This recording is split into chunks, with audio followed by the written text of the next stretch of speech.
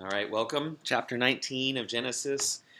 We just finished a scene where there's an argument between God and Abraham and over the fate of Sodom. And we talked about what that said about the character of Abraham, about how in contradistinction to Noah, when God tells Noah that he's going to destroy the world, Noah sort of says, oh, okay.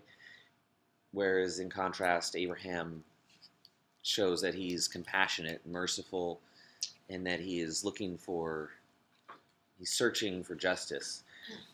And so we talked about collective judgment, that in the Old Testament, judgment is more often than not collective, that groups are responsible for each other, whereas we tend to be much more individualistic. We think of judgment being almost exclusively individual. Each person should just be responsible for themselves and should just be judged on what they do. But that's hyper-individualistic, really, when you compare it to the rest of the world and the rest of history. There's a sense in which in the Bible that because we are responsible for each other, right? Remember Cain's question, am I my brother's keeper? Because we are responsible for each other, that our judgment is bound up with everybody else's. And we talked about how we still preserve kind of a sense of that in, when, our daughter gets pregnant in high school, we're worried that people are going to judge us and we feel ashamed. We still have it's just a vestige of this sense. And I think, for whatever my opinion's worth, we're a little bit too individualistic. That it makes sense for us to think of ourselves as being more responsible for each other. And a good example is schools. We should support good schools. And there's a practical reason for that, because if you don't have good schools, then the kids that grow up in your neighborhood are going to grow up to rob you. So you want the children who live in your community to be educated and to be good citizens and to find useful employment, rather than becoming miscreants who will vandalize your property and steal from you. But there's a moral reason too, which goes back to this moment of Cain asking if he's his brother's keeper. That we are responsible not just for ourselves and our own children, but for our neighbor's children. And so that's an example of how we put that into practice today. Now, I want to say one more thing about arguing in chapter 18, Abraham arguing with God.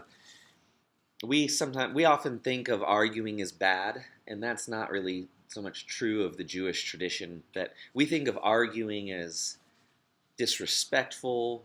I was just talking to someone the other day, and they were saying, and they might be right. It just made me, it's our politicians always arguing. I wish they wouldn't argue so much. Well, one commentator pointed out, where they don't argue? North Korea. Nobody argues North Korea. Where they don't argue? The Taliban. Nobody argues. And so the point being that argument is a part of a free society. And you want there to be argument. And I always tell the story about the two, I think I've told it in here a bunch of times, the story about the two rabbis, right? And they grew old together, and then one of the two rabbis died. No, I'm not. Anyway, okay, I'll tell it then. One of the two rabbis died. They were the best of friends. And the rabbi who remained and was grieving was so inconsolable that the town got together and said they had to do something.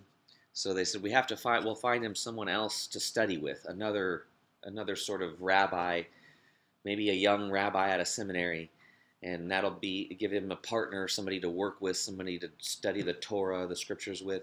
So they do, and they get them together, and the old rabbi gives his opinion, and then the young rabbi says, "Oh, that's a brilliant answer."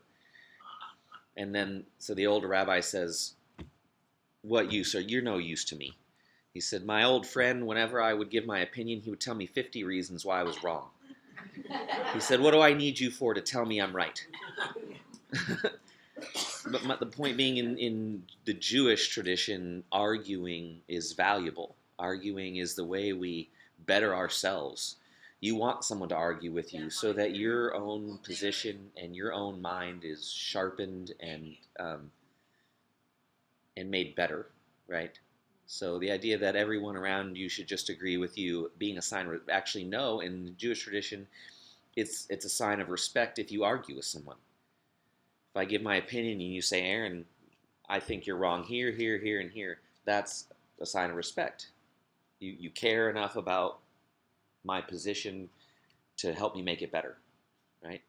So anyway, this piece of Abraham arguing with God, to put it in a Jewish context, this is what rabbis would do with each other, and it's a sign of respect and love, not a sign of insolence or disrespect. And I want to clear that up. Any thoughts, comments, questions so far? In your family, I'm curious, how is arguing handled in your family? I mean, I think it depends in some ways how you grew up, and if there was a lot of, for some people, I know this from, when you do marriage counseling, some people, when they have an argument, if their parents were very abusive or had a terrible relationship, for some people an argument seems very threatening and scary. Whereas for other people, arguments seem normal. Is there arguing in your house? Arguing with your... He's always right. Yeah, well...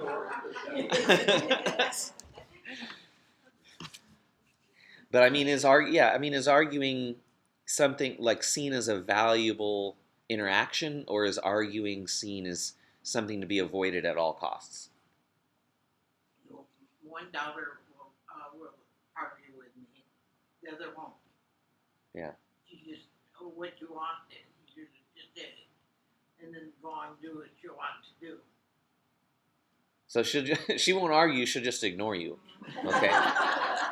Yeah. Well, see, arguing would be better, wouldn't it? Yeah. Yeah. I usually am the one that's arguing, and but he just says, Yeah. Well, he won't spar with you. he won't spar with me. Oh. Yeah. Makes you mad. Yeah. I mean, I think that's something.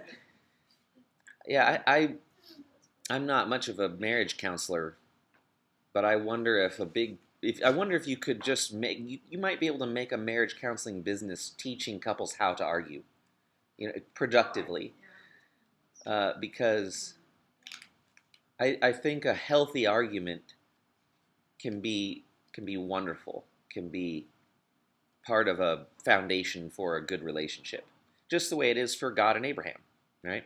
Arguing is part of a good, healthy relationship. Yeah. Well, you reminded me of something my old half-brother said years ago.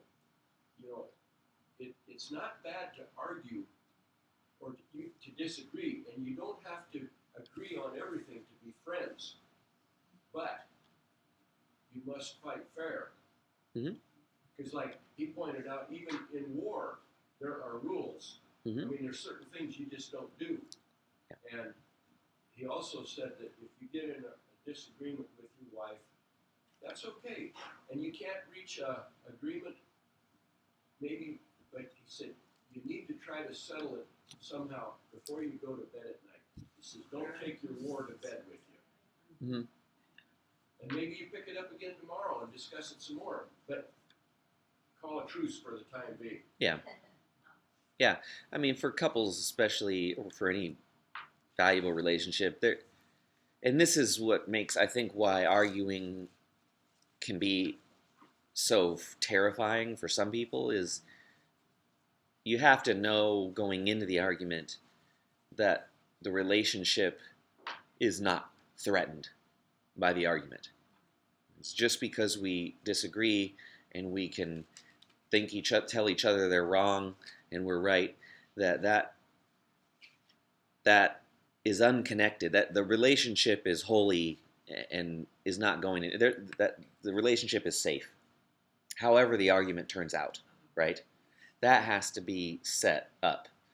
And so in some ways, to make arguing a part of a healthy relationship, you have to already have a healthy relationship that is secure for both parties. If you don't have a secure relationship, you'll never be able to have a healthy argument. But that shows how secure Abraham and God's relationship is. That they know how Abraham is able to disagree, and he knows that he's still chosen. That covenant is still in place. Yeah. Okay. Yeah, I had forgotten to just kind of talk about this argument between God and Abraham, and hopefully make it a little more relevant to our lives. All right, let's look at Sodom and Gomorrah. We know, what's happened. It's interesting. There'll be a phrase here that the cry has gone up against Sodom, and the idea there is that God is punishing Sodom because he's heard of its evil. In other words, there's a tradition, there's an idea in the Bible that God listens to the cry of the oppressed. And you see it in the law, you see it in the prophets. But when the powerful oppress the powerless, and the judge can be bought, right? God is the one who hears the cries of those who have no recourse and can't defend themselves and can't do anything about it. And so that's the idea here, that God has listened to the people who have suffered because of the evil actions of the Sodomites. And he's heard their cries. So this is not just God looking down and watching what they do. There's more to God's justice than that. And that key piece is that God hears particularly the cries of the poor, the weak, and the powerless, the widows, the orphans, the people who have no voice in society. God listens to their cries, and their cry carries weight with God. And there's places in the Bible that says, watch out. You can't just, because in a worldly sense, oftentimes the rich can do whatever they want to the poor. And you can see examples of that today, because the rich can buy a better lawyer. They can, often if it's an employee, think of Harvey Weinstein, could abuse those women and say, look, if you say anything about this, I have millions of dollars, and I have connections. I'll make sure you never work again, and I'll humiliate you in the media, and I'll make sure that I put the best lawyers in court, and you'll never win. And so these women don't have much recourse, right? Where can they go? The courts can't help them. They don't have the money. And the idea is that God listens to those folks who don't have a way to defend themselves or advocate for themselves. And that's what's been going on with Sodom. God's heard the cries, and he's about to respond. So he sends the two. Remember that we've met these angels before. The two angels arrived at Sodom in the evening, and they're incognito. These angels are in disguise, right? They just look like travelers. So angels in disguise. They arrive at Sodom in the evening. Lot was sitting at the gateway of the city. When he saw them, he got up to meet them and bowed down with his face to the ground. My lords, he said, please turn aside to your servant's house. You can wash your feet, spend the night, and then go on your way early in the morning. So hospitality. And Lot, of course, we know he's the only decent fellow in the whole town. And he's the one who welcomes the strangers, and he invites them in. And in the ancient world, I think we talked about this last week, but hospitality was huge.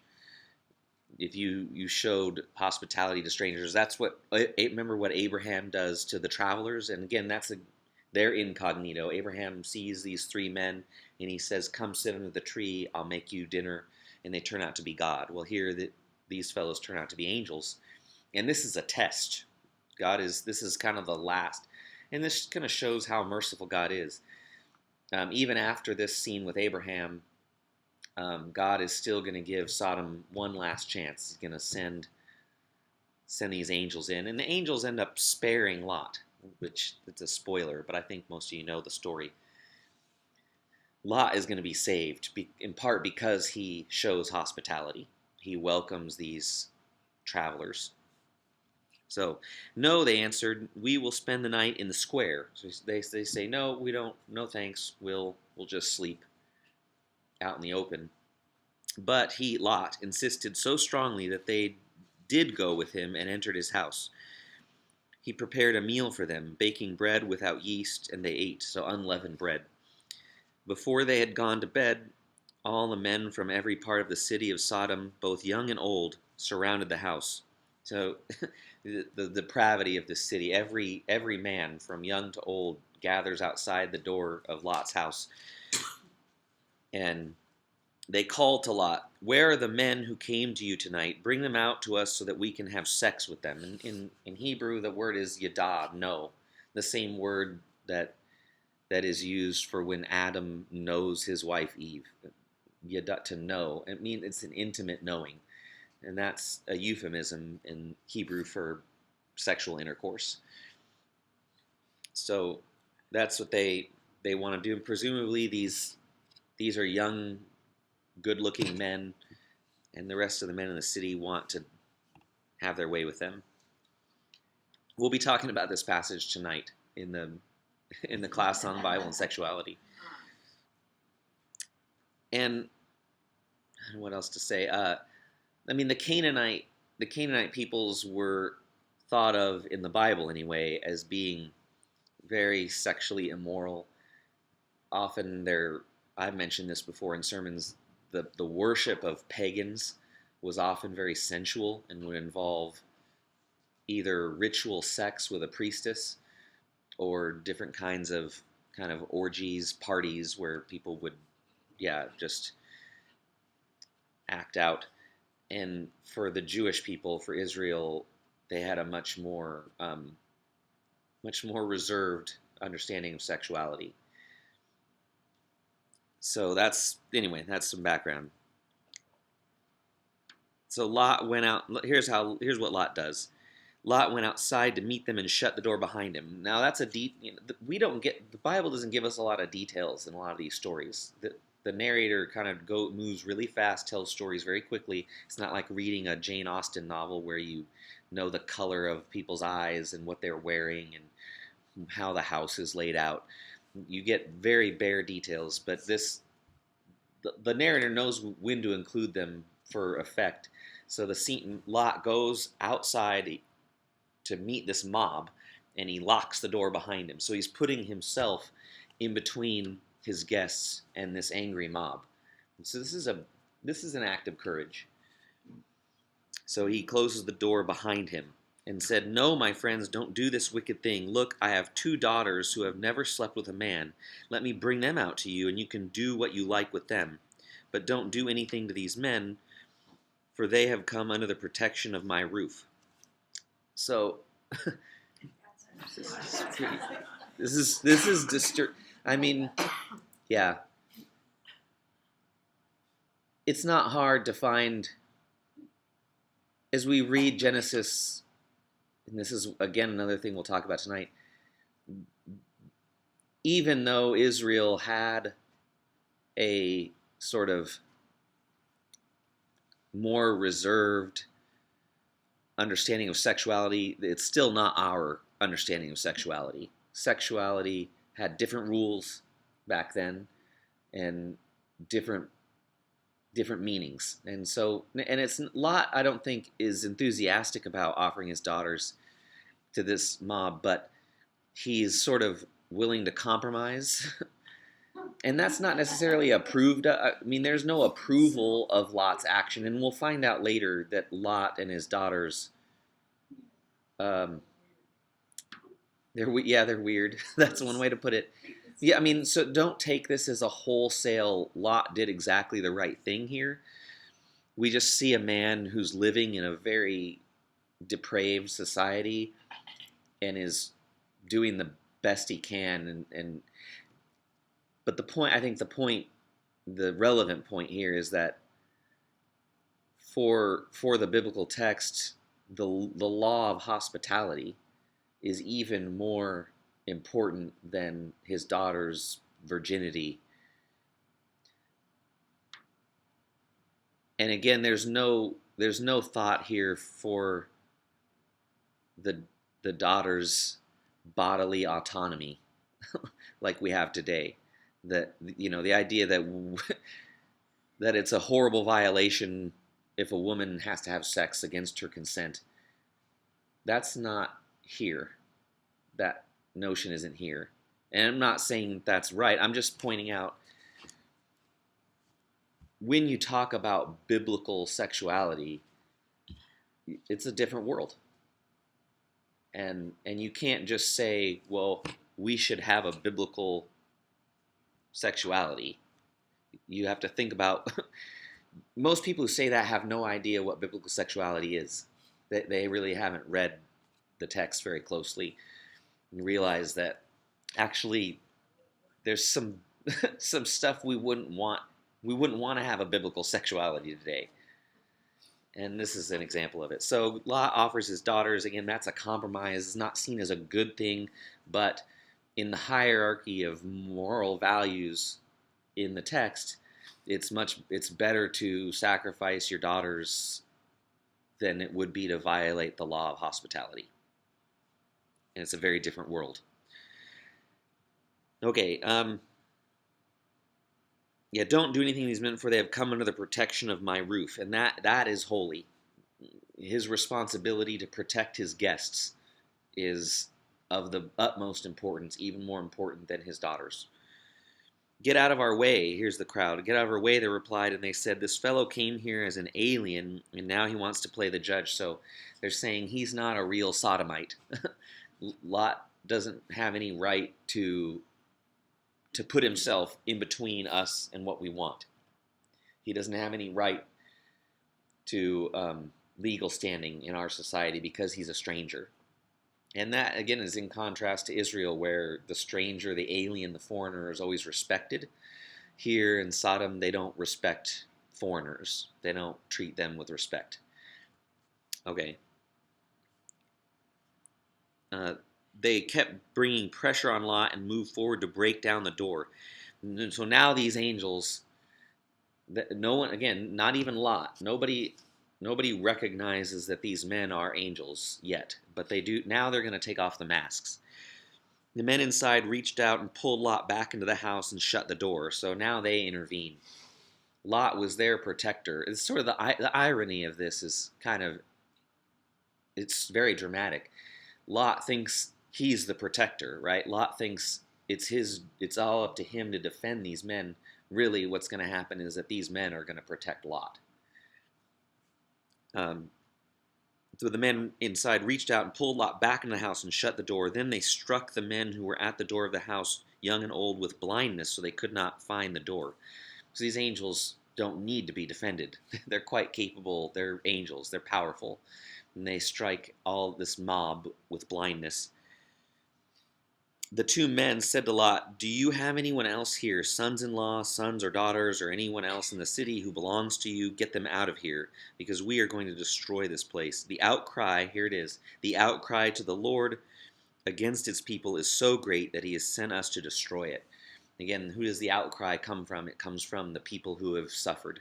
That's who God listens to. God listens to the suffering, and he's heard them, and now he's going to do something about it. So but the angels are saying, look, do you have anybody here, again, that you're responsible for?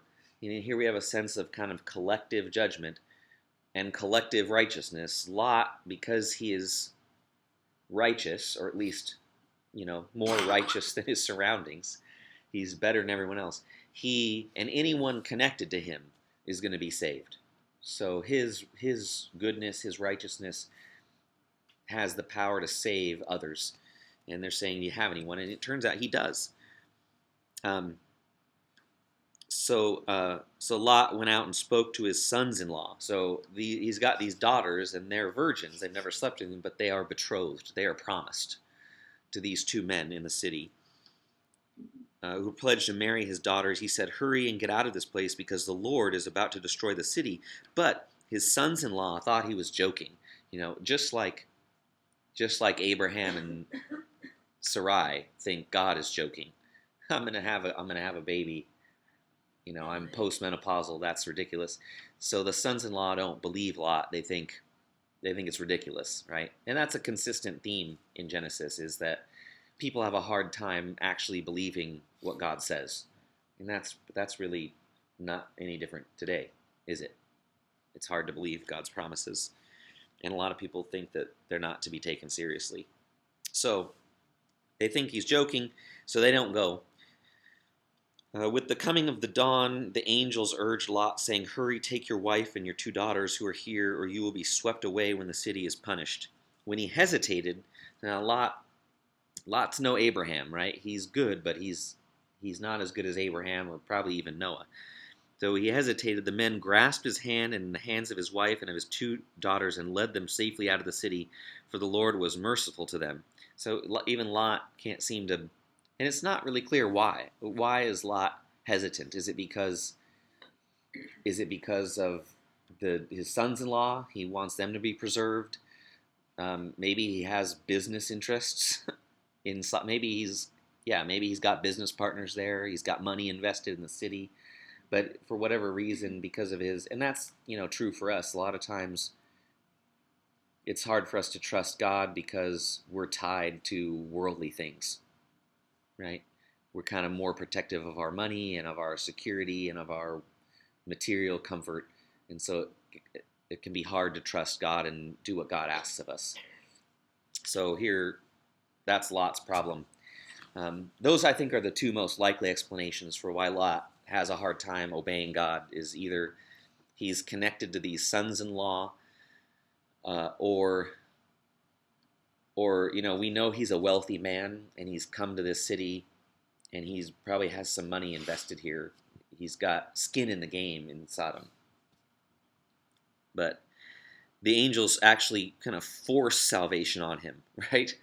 The angels don't just leave it up to him. It's his choice. You can decide whether you're going to come. No, they make him leave, right? And sometimes that's what God does with us. He saves us in spite of our freedom. God, I think C.S. Lewis talked about being dragged, kicking and screaming into the kingdom.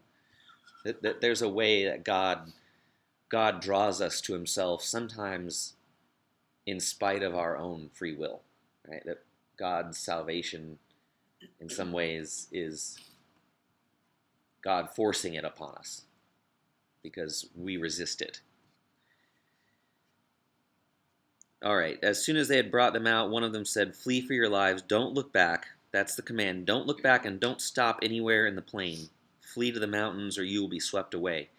All right, so when you leave your sin behind, don't look back and don't dawdle. Don't delay. Get out and get away. But we know that this is a very fertile, prosperous valley. And so Lot doesn't want to go. But Lot said to them, "No, my lords, please, your servant has found favor in your eyes, and you have shown great kindness to me in sparing my life, but I can't flee to the mountains. This disaster will overtake me, and I'll die. Look, here is a town near enough to run to, and it is small. Let me flee to it. It is very small, isn't it? Then my life will be spared. So just let me go to this town. Don't make me totally leave behind this place. Let me go to the next door town." And so he, the angel, said to him, "Very well, I will grant this request too. I will not overthrow the town you speak of, but flee there quickly, because I cannot do anything until you reach it." So God was going to the whole valley, just wipe everything out. So they said, "Well, I'll save this little town that you can go to." And again, maybe this is because Lot doesn't want to start over, right? He wants to keep some of the life that he's built in this valley. Anyway, the angels grant this, and by the time, verse 23, by the time Lot reached Zoar, but flee there quickly because I cannot do anything until you reach it. That is why the town was called Zoar. By the time Lot reached Zoar, the sun had risen over the land.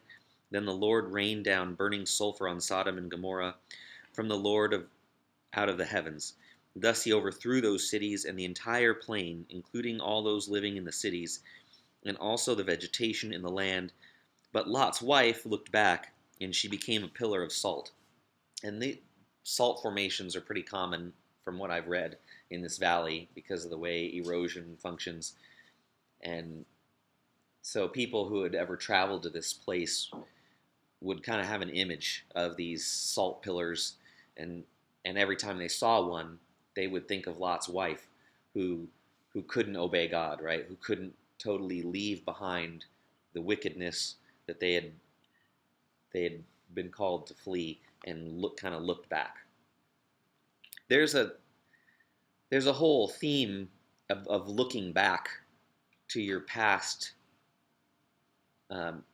in the Exodus too, right?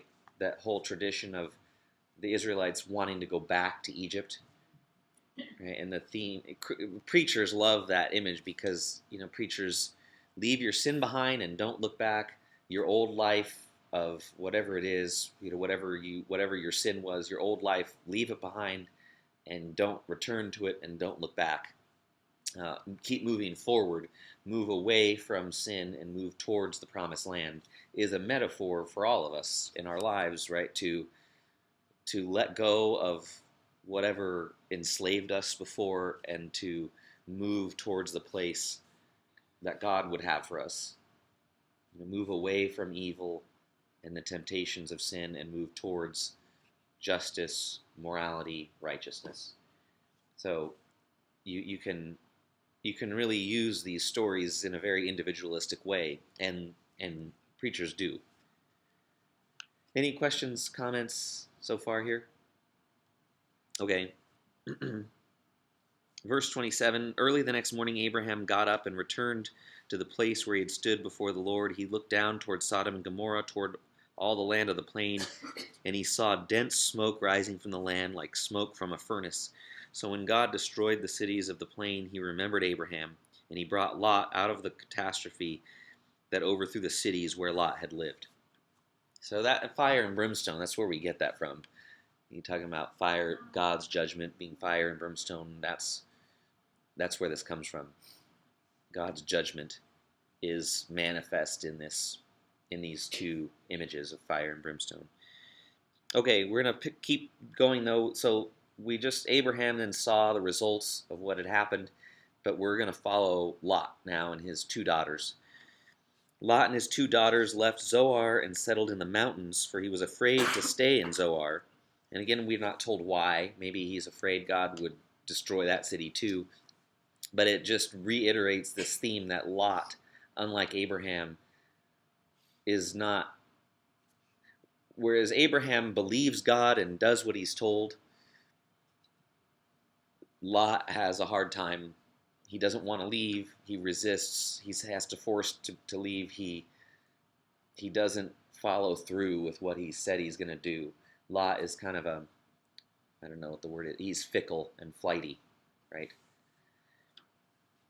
And the text is showing us his character in contrast to Abraham's. So he and his daughters live in a cave. That's verse 30. Verse 31, one day the older daughter said to the younger, our father is old and there is no man around here to lie with us, as is the custom all over the earth. Let's get our father to drink wine and then lie with him and preserve our family line through our father. Now there's two explanations of this. One is that the daughters think that God, similar to the flood, that they're the only people left, right? That this is like Noah and his family, and God has just killed everybody, and there's nobody else left. The other explanation, which is actually, I think, more likely, is that the daughters don't want to intermarry with anybody else. They want to preserve their genetic line. They want to preserve their heritage, and they don't want to marry anybody else and have children with them. And that was common, actually, to want to. And I guess it still is in some cultures. I mean, or in ours, just going back to think of medieval Europe, you want to preserve a bloodline.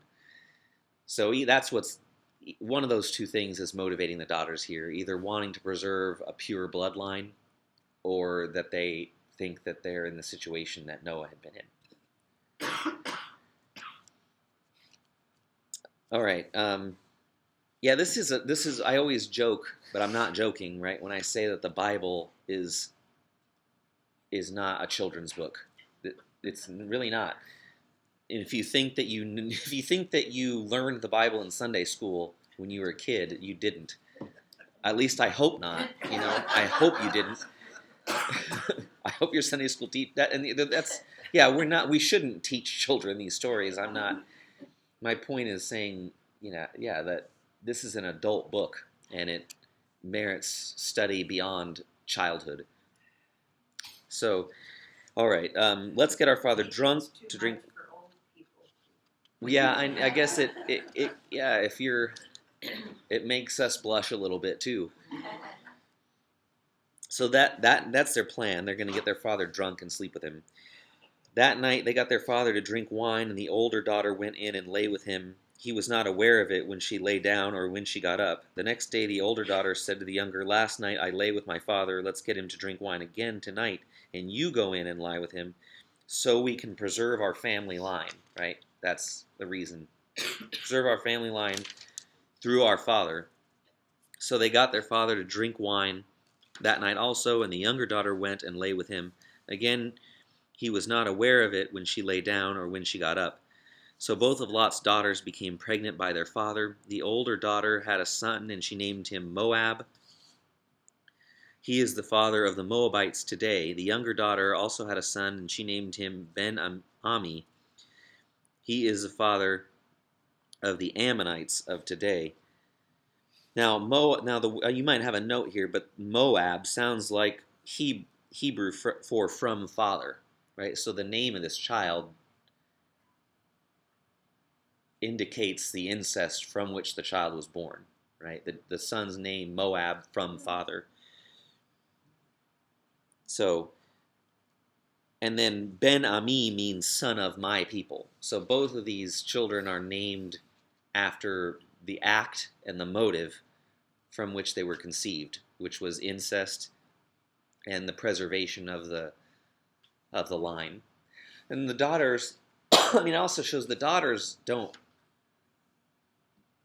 are not ashamed of what they've done. I mean, they're not hiding where their children came from. But it's also worth saying this is a story told by Israelites, and the Israelites, didn't get along with most of their neighbors, and so this story is, I don't know if you see my point. These Moabites and these Ammonites who we don't like live over there, and we have this story about where they came from that's not very flattering. Does that make sense? It's a story that would have been told to children. Does it see these dirtbags that are our neighbors? This is where they came from, right? No wonder why they're such dirtbags.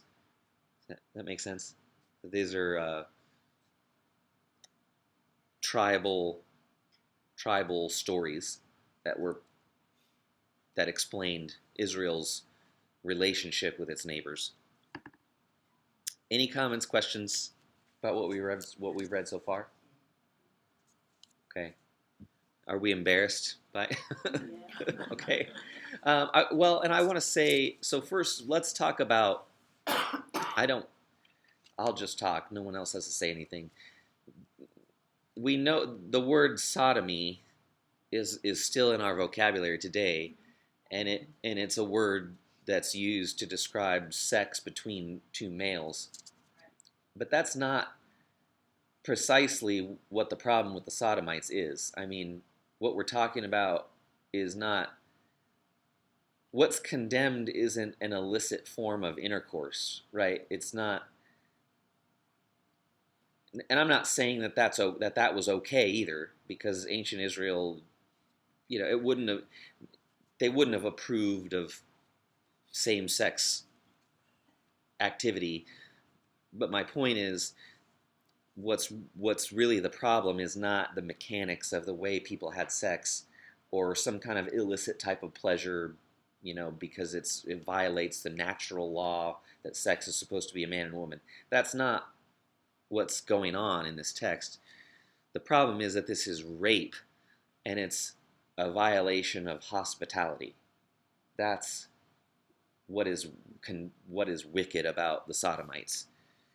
not explicitly or exclusively or even primarily the fact that we're talking about same-sex biomechanics. Sodomites are evil because they are rapists and because they violate the laws of hospitality, which we've seen from Lot's behavior is the highest moral law. We would not think that way, right? I would not. The law of hospitality does not come above my daughter's bodily autonomy and integrity and being free from rape. But for Lot, it does. So that's the point I want to make. That, and in the Sodom is mentioned other times in the Bible. The prophets Jeremiah, I can't remember. I think Isaiah also mentions Sodom, and they don't. When they talk about the sin of Sodom, they don't mention homosexuality at all. For Jeremiah, I think he talks about how they were wealthy and comfortable and were sort of soft because of how much prosperity they had. Okay. Any other? Does that? Am I? I don't always know how to read your facial expressions. like I don't know if you're puzzled, if you're. Yeah, I mean. Well, it seems like God's intention was a man and a woman to have sex, not this other kind. And that's why we tend to think homosexual is an evil thing, or it's not good. Well, yeah, I'm not going to dispute. I'm not going to.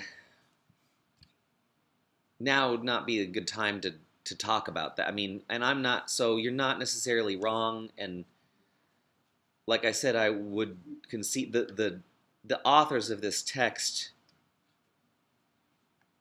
might very well and probably would have shared your aversion to homosexual activity. But the point of this story is not that homosexuality is unnatural. That is not the theme of this text. The theme is that these people are rapists and they are uncivilized not because they have sex the wrong way, but because they don't respect the laws of hospitality. And that does not to say that whoever wrote this text thought homosexuality was perfectly okay. I'm just saying bracket that out of your consideration because it's not the focus of this text.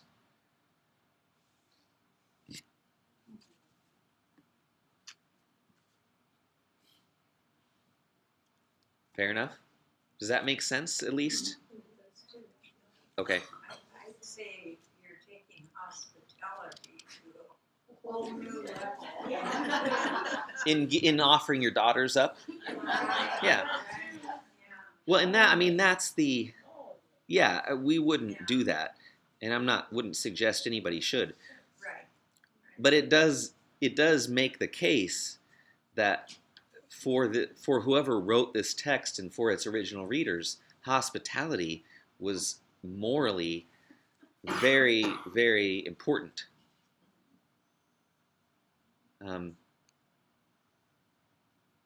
Yeah.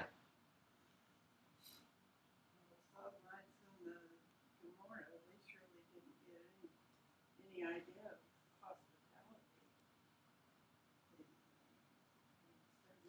Totally against that. Right. They showed no respect, and they see these strangers. They see these. So right. Again, they don't recognize that these are angels. These are foreigners and travelers, and they see them as objects to exploit.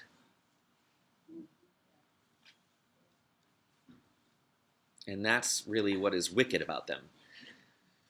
Well, and then you hear about war, even in a more current,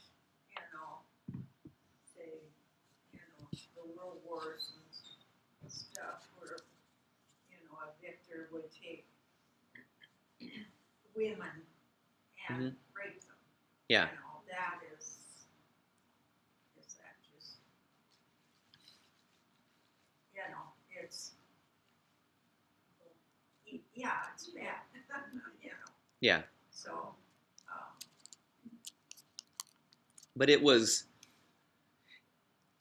I'm not, don't, I have to preface, don't confuse description with prescription. I'm not advocating this, but the in the Bible, what's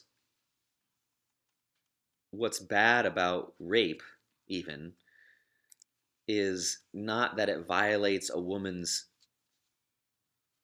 uh, subjective human rights. What's bad about it is that it's property theft. And in war, property rights are suspended or negated. And I'm not advocating that that's right, but that's just the way. My point, I guess, the take is that the idea that every woman has bodily autonomy and rights to decide what to do with her own body that are inviolable is a modern and not a biblical idea. When we in the class on sexuality next week, when we cover what the law Exodus says about premarital sex, for example, where that's covered is covered under a section that deals with restitution for lost, damaged, or stolen property. Right? It comes right after, I think, the section where if somebody's ox falls into a pit, you have to make restitution. And what's said in the law is that if you sleep with a woman who is a virgin, and then what you have to do is you have to pay her father the bride price, which is restitution. So what you're in the Old Testament law, when you deal with sexual ethics, you're dealing with property rights. And that's just, and again, I'm not saying that's right. I'm saying though that the idea that sexual morality is rooted in freedom and bodily autonomy, and these are modern concepts that you will not find in the Bible. Yeah, and I think that's a reason, or that's one reason it's so hard for us to grasp the idea that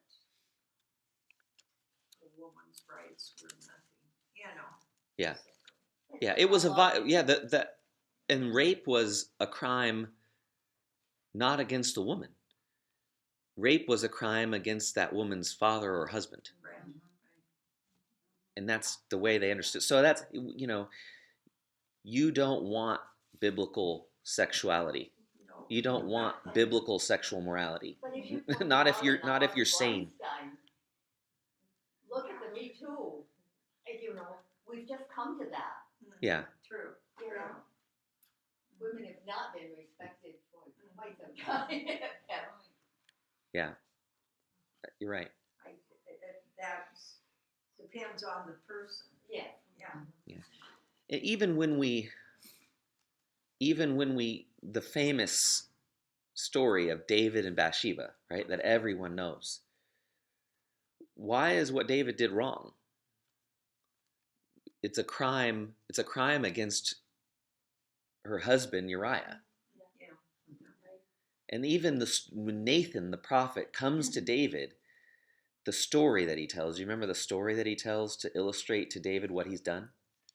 It's a story. So there's an old man who doesn't have very much. All he has is this one, I think it's a lamb or a sheep. And then a rich man has some guests over and wants to throw a feast. And the rich man then sends for this lamb belonging to this poor man to be killed so he can feed it to his guests. Now, who's who in that story? The lamb is Bathsheba. Bathsheba is a sheep. and who's wronged is the man who owns the sheep, which would be Uriah. So even in Nathan the prophet's portrayal of what David has done wrong, it's portrayed in ways that would be very objectionable to modern people, especially women. And David, you can add to David's trespass not just that he was lustful, Not just that he had Uriah killed, murdered later, which he does, but that, speaking of Harvey Weinstein, if the king, remember, David sends for Bathsheba, go bring her to me. Well, that's not an equal relationship. And Bathsheba doesn't really have much choice in the matter. So, by modern standards, David is lustful, a murderer, and by modern standards, it's a form of rape. But Nathan, the prophet, doesn't see the rape dimension of it. Doesn't see the crime as being against Bathsheba as we would. Anyway, okay. I think we're about out of time. We'll pick up. Yeah, we finished 19, so we know why those Moabites and Ammonites are no good, and we'll go back to Abraham and his story of Abraham and Abimelech, where Abraham makes the same mistake he's already made and lies about Sarah being his sister again. So, okay, thanks everybody. We'll see you next week.